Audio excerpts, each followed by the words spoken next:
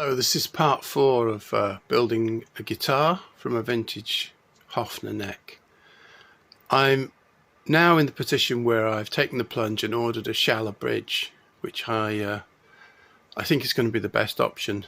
My wallet will take a bit of a hit, I think 120, 130 quid in the end, but it's going to be something that I can adjust the string spacing, the string height and the intonation once the bridge is on.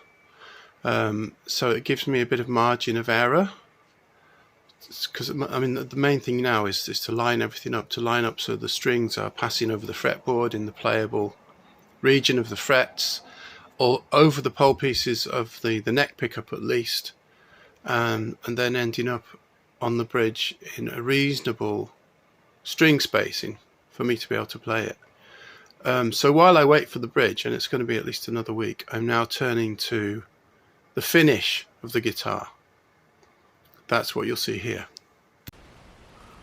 So there's nothing about this rippled maple or whatever it is finish that I like at all. I just find it aesthetically horrible.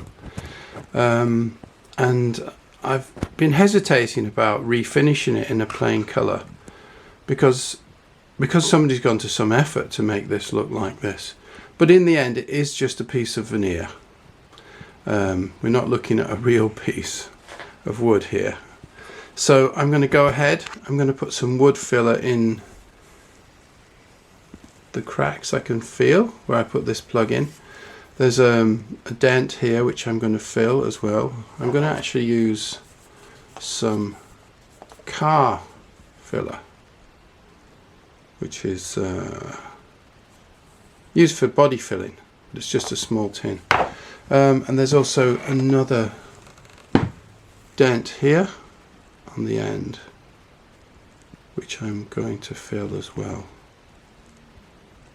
And then undercoat and spray. And at the moment my mind is made up on yellow. Okay.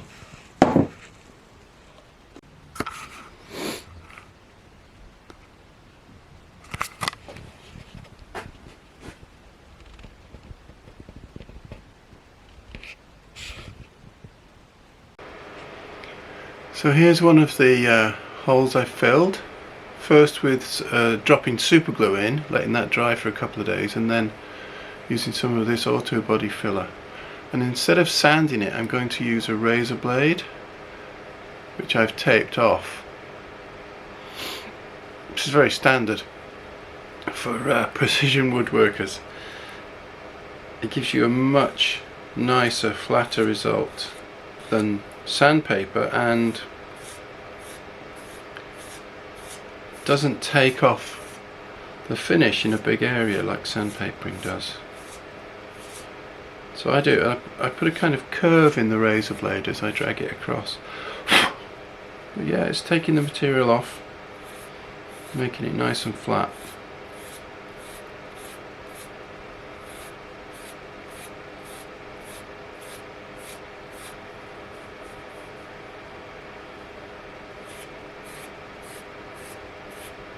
I think that's done.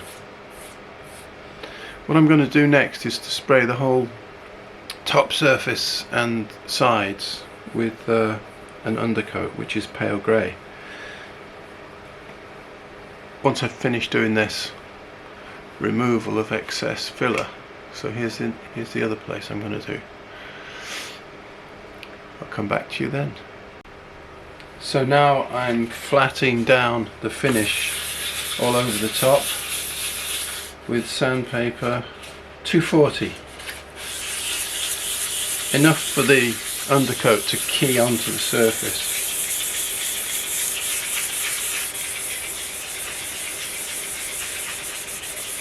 So I'm doing it till there's no gloss left.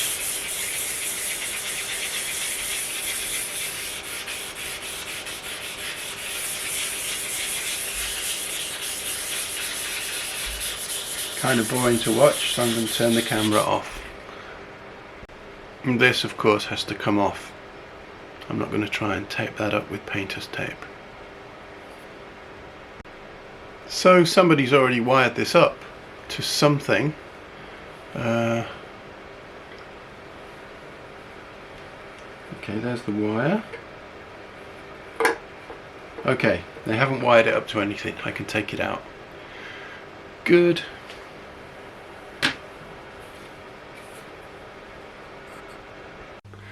So I'm going to spray it with an undercoat, which I've previously used for motorcycle parts, but it's almost full, so I have it. I'm going to use it. It's an etching primer. I don't think that's going to affect the wooden lacquered guitar part. And it's made in, I think, Germany, for professional use only. No, it's made in the United Kingdom. So there you go. So the guitar will be pale grey once it's undercoated. Then I will flat it down again once it's dry and go for the top coat yellow. Wish me luck. So there we are in the back garden. I didn't want to risk trying to film it and spray at the same time. I could just imagine ruining my camera. But there we go. One coat of the undercoat I showed you. Okay, so the guitar's in undercoat. I want it to dry for at least a day before I start flattening it down and go for the top coat. So I'm going to end this part here. Thank you for watching.